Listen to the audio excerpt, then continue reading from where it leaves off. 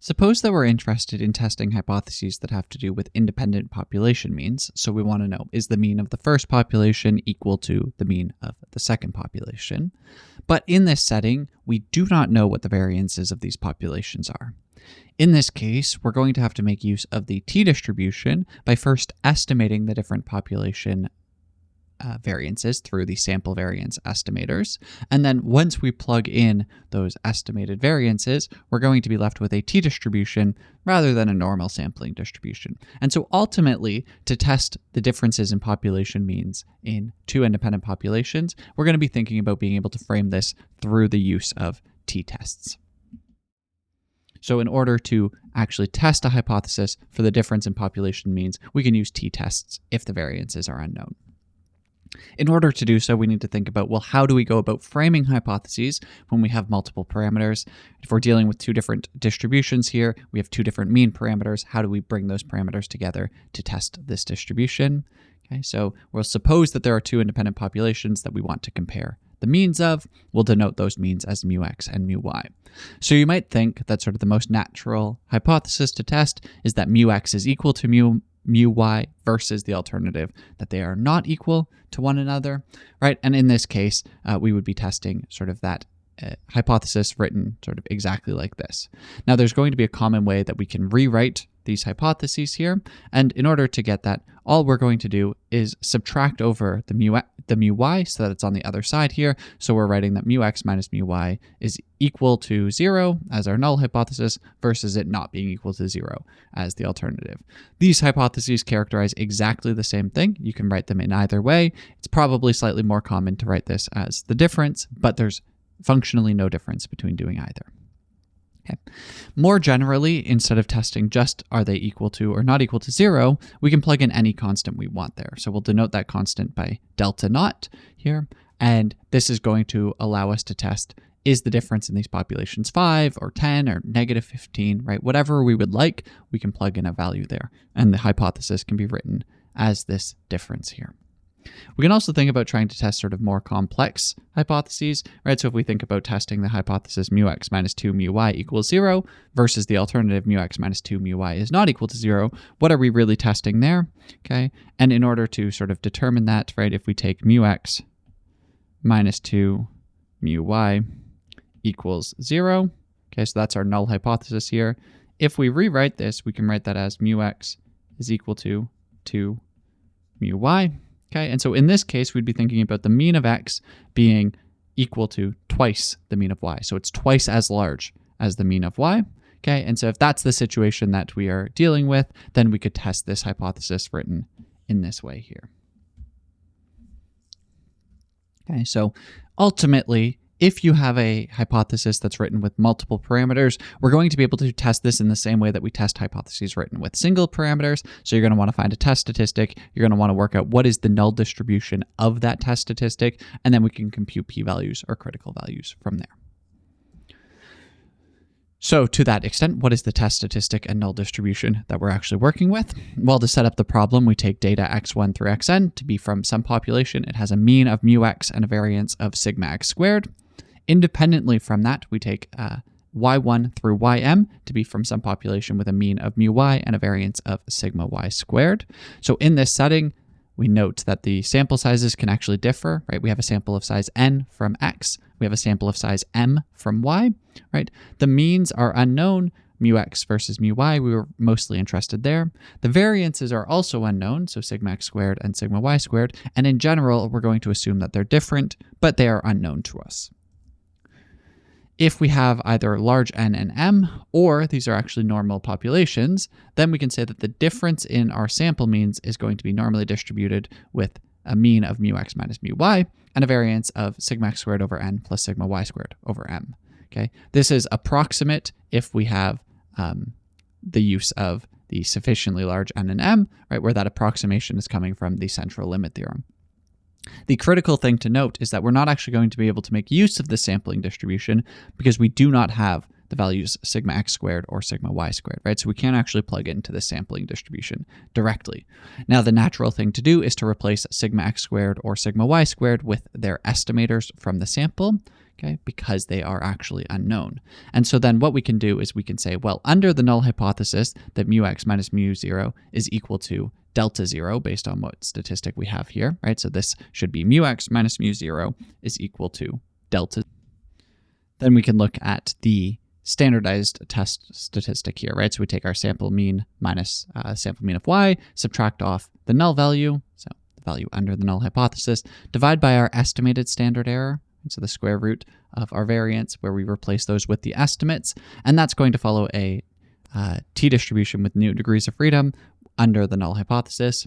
Our new degrees of freedom is given by our expression over here, right? And so this expression here, what we do is we take the variance, estimated variance of x divided by sample size, estimated variance of y, divided that by the sample size, square that, estimated variance of x over the sample size squared over n minus 1, estimated variance of y, sample size squared over m minus 1, right? Because that's a fairly unpleasant expression, if you're ever doing this by hand, then it's going to be common to take the new to be n minus 1 or m minus 1, whichever is smaller, right? And use that as our number of degrees of freedom instead. This is going to be conservative, so you'll always find that this is smaller than the actual expression.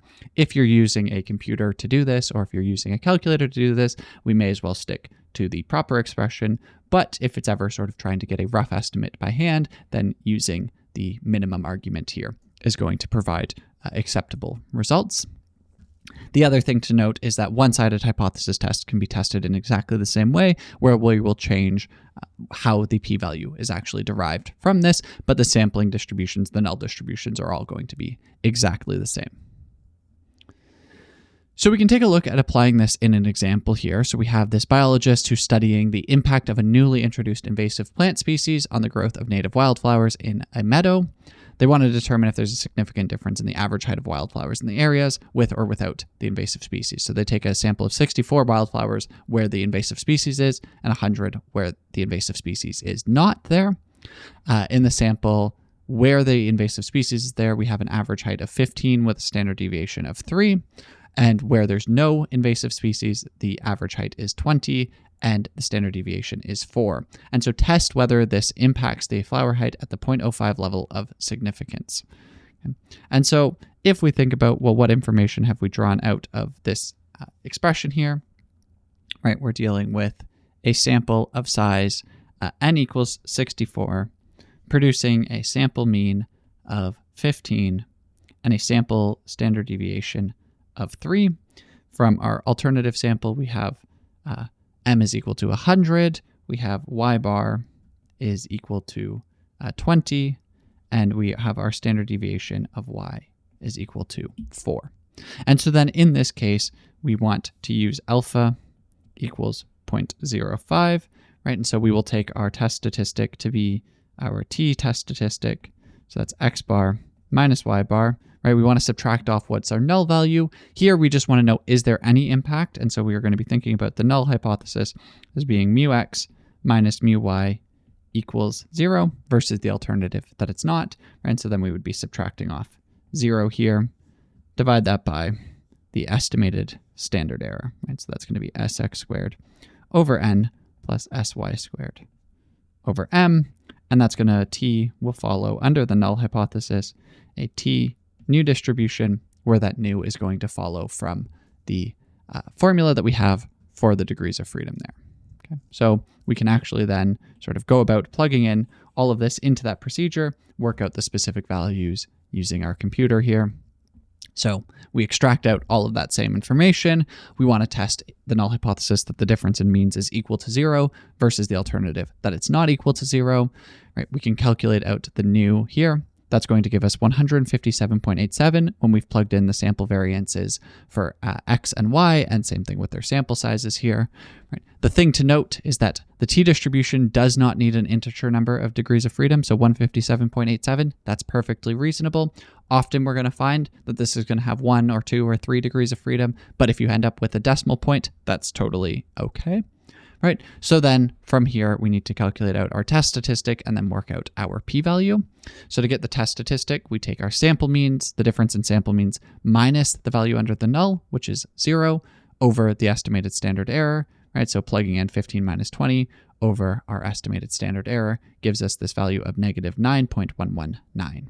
Okay, and so then to get our p-value from here, what we require is using the two-tailed p-value calculations, right? So the p-value is going to be 2 times f of the value that we've actually observed here, where f here is going to be coming from our t distribution with 157 and change degrees of freedom, right? So this value is going to be coming from the t nu distribution, where nu is equal to about 157 or so, whatever it was from the previous slide, right?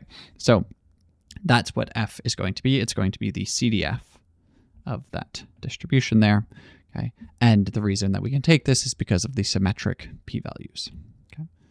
So we'll work out that that's our p-value. In order to get an actual decimal point for this, we can take 2 times the PT, right? PT is going to give us our p-value from our t distribution, where we have negative 9.119 as the value we're plugging in here. Degrees of freedom is the 157.87. If you actually plug this in, you get that the value is approximately 0, right? So we have some very small value, and that very small value is going to be much less than our 5% level of significance here. Okay. And so as a result, we can reject the null hypothesis. So we reject the null hypothesis at the 5% level of significance and conclude that there is sufficient evidence to suggest that the invasive species is impacting the flower height. In other words, the observed difference of 5 centimeters in height is statistically significantly different from 0. Okay. So that's our first example. That's going to be the general way that this will work when we're do not know what the variances are, and we're also not assuming anything extra. But sometimes we are willing to assume some extra things, so we can think about what if we're willing to make the assumption that the variances of the two populations are the same. We might not know what those variances are still, but what if they should have the same variability? So if we assume that sigma x squared is equal to sigma y squared, and that's equal to some constant sigma squared, again, we don't know the value of sigma squared, but we're assuming that it exists, then instead of estimating the variances separately, we can use our pooled variance estimator. And so the pooled variance estimator is going to take information from x and from y in order to give us a single estimate as to what the variance should be in this case, right? And then using that single estimate, we can change what our null distribution is and test the statistics in a similar way with a slightly different distribution. So in order to estimate our pooled variance, we take our pooled variance estimator here, so S with a sub p. The p here is for our pooled variance, right?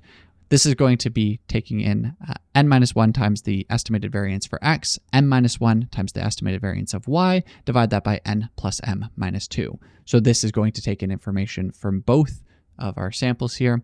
And what we do is we take our pooled variance estimate and we replace our estimate for x and our estimate for y with this pooled variance estimate. Okay.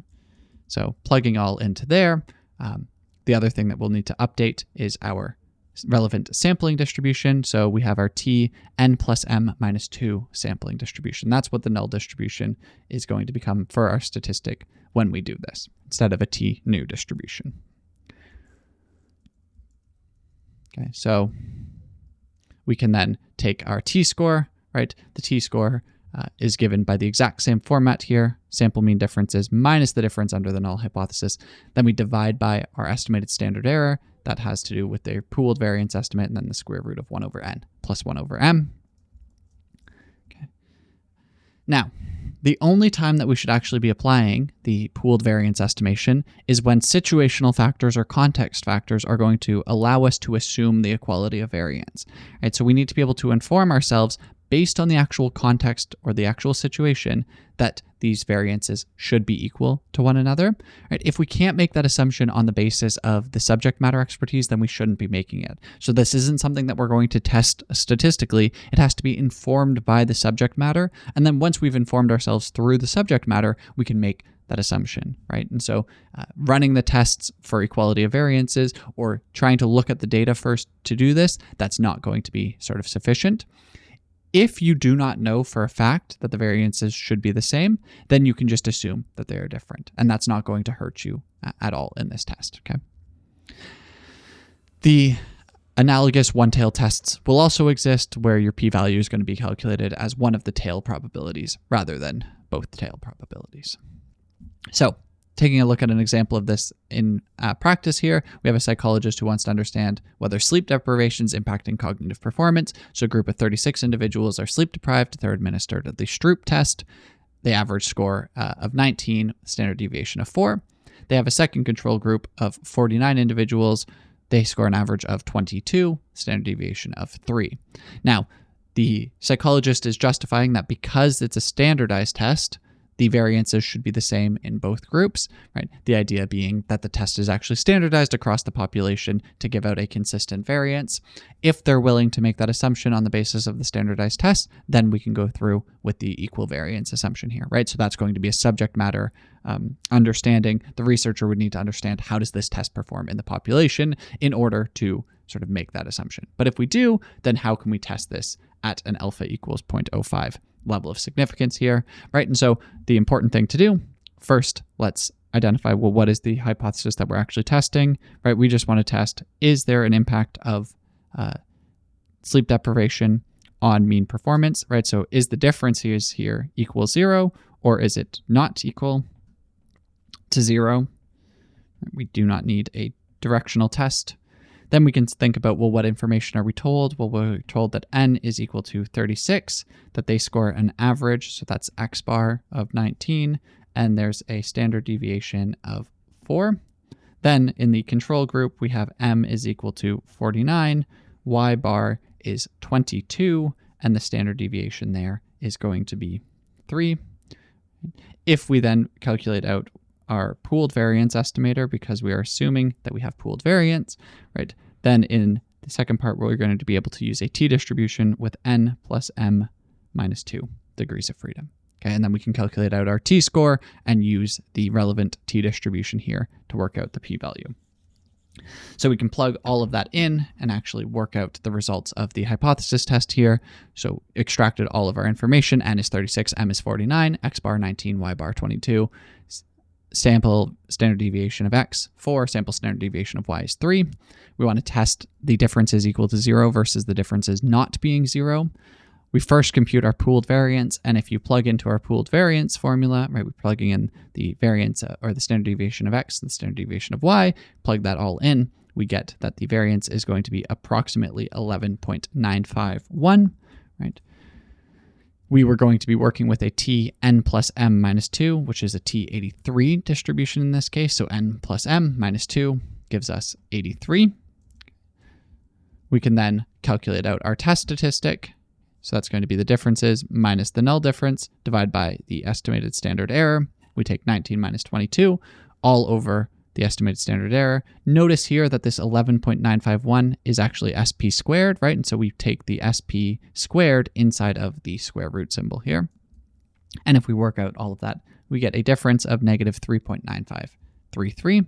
So if we want to work out, well, what's the p-value here? That's going to be 2 times the CDF evaluated at that value. Okay, so the p-value is going to be 2 times f of negative 3.9533, where f here is going to be the CDF of the t distribution with 83 degrees of freedom. If we want to actually calculate this using R, right, we can do this as pt to get the p-value from our t. We're plugging in 3.9533, right? 3.9533 degrees of freedom is 83. Okay, so pt is going to give us, and if we actually take out our 2 times this value, we get that the value is approximately 0.0001. So below that 5% level of significance for sure. Okay. So because it's below that level of significance, we reject the null hypothesis at the alpha equals 0.05 level of significance and conclude that there is sufficient evidence to suggest that sleep deprivation impacts cognitive performance. We observe a difference of 3 here, and that is a statistically significant difference. Statistically significantly different from 0, to be more specific. Okay. So whenever the population variances are actually unknown, but we want to test hypotheses relating to the population means, then the t-test can be used for this as long as we have normal populations or our sample sizes are large enough. Right? In this case, we're going to have to make the decision, do we have pooled variance or do we not have pooled variance? The pooled variance assumption has to come from a context or from the subject matter, right? It's not going to come out of statistical testing. But if you are not sure, or you want to do the conservative test, we can assume that they're different variances, and then we get to plug into that t-null distribution, right, where the degrees of freedom is given by that sort of ugly formula for our degrees of freedom, but working through that, that's going to give us a null distribution that's going to apply in a wide variety of settings as long as our two populations are actually independent from one another. So that's going to permit us to test hypotheses about their equality of their means, but it will also allow us to test sort of more complex hypotheses about the means differing by some amount or similar hypotheses in this sort of very general setting.